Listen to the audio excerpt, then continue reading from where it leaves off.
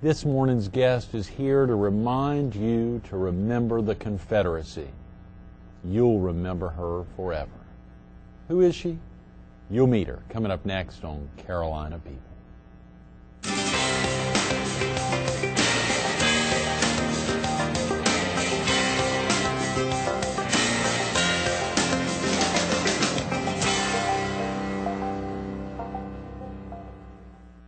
Good morning.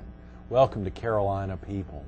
This morning we're at Design It Retail Furniture Gallery on Highway 501 in front of the new Hard Rock Park. We're focused on the upcoming Memorial Days, both the National and the Confederate Memorial Day. And we're visiting with the past president of the Maxie Gregg chapter of the United Daughters of the Confederacy, Ann Powell. Good morning, Good Ann. morning, good morning. Isn't it exciting to get you back in? You were last with us I at wasn't a going to hardware say store. back. I was just going to say, Greg, I am so glad to be here. The first time out. Yeah. I didn't want people to think I just hang around here all the time we love worrying it. you. We like to have groupies. But I wanted to tell you how happy I am, to have this chance. Yeah. And I wanted to say that I just think South Carolina is the greatest place in the world to live and work. Yes. And I think it has a bright future. But I also think we ought to remember the past. Right. And that's why I want to talk about two Memorial Days. Absolutely. Well, a big celebration, of course, to get you here and all week. Earlier this week, Russell Holliday was with us on Monday promoting next Monday's Gallivan's Ferry. 132 years Absolutely, of absolutely. Former Congressman John Jenrette was with us yesterday, Yes. obviously talking about the stump. He used to stump. He used to stump a lot, all over ORE and all over the PD when Yeah, he served his 3 terms there in Congress. And then, of course, tomorrow we've got a very interesting guest, a Chief Deputy of the Horry County Sheriff's Office, Paul Butler, an Ainer native. Oh, good. And interesting, we're wrapping up the week on the grand opening of the Hard Rock Park right behind us with one of its local investors, a local CPA, Tim Duncan. So you're right here in the hump day, the middle of the week here on Wednesday. And isn't it wonderful to bring up the future, the Hard Rock, and then to bring up the past, the Gallivan's Ferry stump and Memorial Days and everything. Absolutely. So South Carolina has a bright future, but it had a historical, glorious past. Right. And we ought to remember it. May 10th's a big day. This Saturday's a big day. Big day. Celebration. In Florence, it's 11 o'clock, and I think they chose 11 o'clock, Lona, because when I was a girl growing up, it was Armistice Day, and there's a World War Memorial Monument in Marion. Right. So we marched to the monument with flowers, and so it was Armistice Day.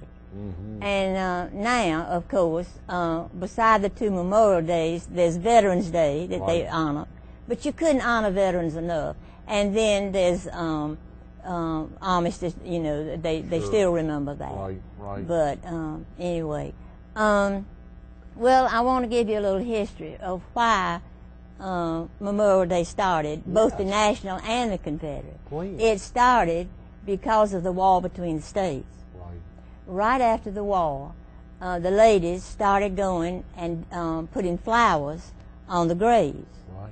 And later on, they heard that the ladies in the North were doing the same thing. And it became known as Decoration Day. Is that right? Decoration Day. And so we don't know where the first one began, but this widow, Confederate widow in Columbus, Georgia, claims to be the first that started an actual Memorial Day.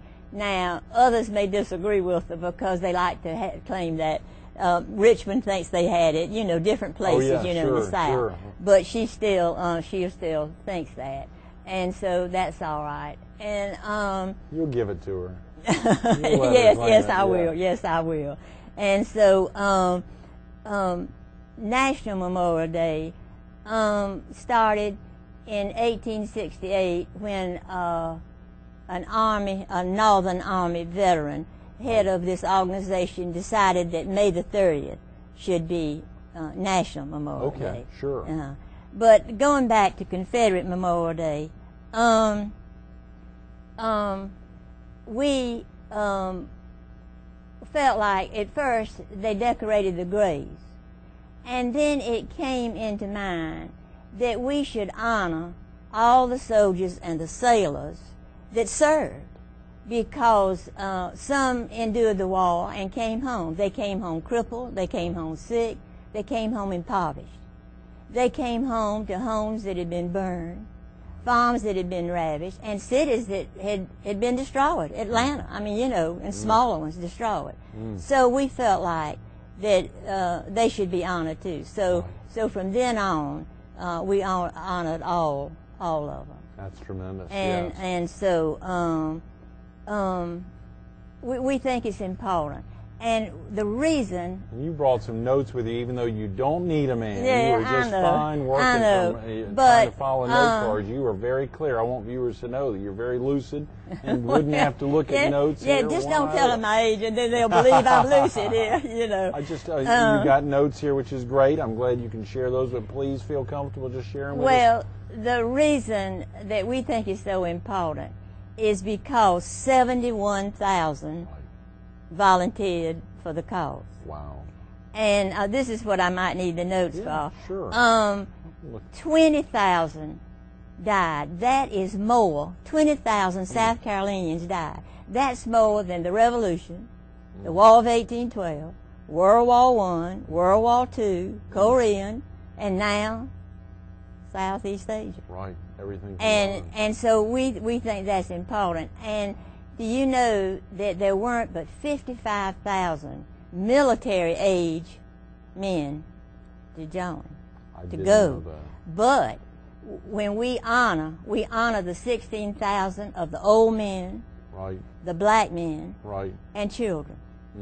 You see, my grandfather volunteered at 15 years old. At age 15? At age 15. Boy, Ann. And so those are children. Oh, yeah. I mean, you know, might not think so now, but they are. Right. And so we lost all those men, and that's why we think it's important to remember. And that's the celebration this Saturday, the Confederate Memorial Day. Yes, absolutely. Yes, and it remains separate from the other. Memorial but Day, yeah. We also attend the national. Right. And of course, in Florence, we always go to the National Cemetery. Okay. Yeah. Did you know that Florence and Beaufort are the two locations of the National Cemetery? In the entire state? In the entire state. Wow. And of course, I feel close to that day because I had a brother that fought in World War II, and I had a husband that fought in World War II. Right. And so I feel very close to that. But of course, when your grandfather was 15 years old and volunteered toward the end of the war, you feel close to that. And my grandmother was in Columbia when Sherman burned Columbia. Is that right? Yes. Man, boy. And so, Were you ever old enough when she was telling stories? No, I don't remember any grandparents, right. but I heard from Mother, you know. And I Sure. think I told you before that I heard the fairy tales and all the literature that children have read to them, but I also heard the stories of the war and the Reconstruction. Right. And so, and I don't know why, but my family felt very strongly about everything, but I don't remember Mother going to meetings.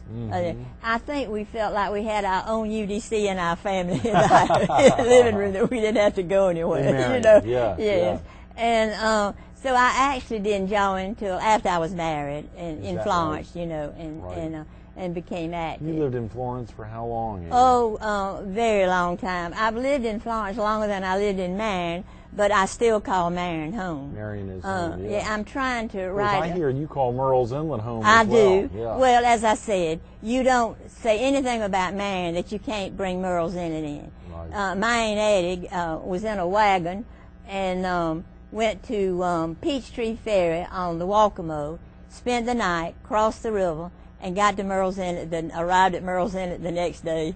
And so people in Marion have just always called it, gone to Merle's Inlet. And there's a section in Merle's Inlet that is called Little Marion. Little Marion. Little Marion, yes, you know. Yes, I think I've heard about that so, from the late Charlie Speth or Cathcart Smith. Yeah. Some folks Cathcart, yeah.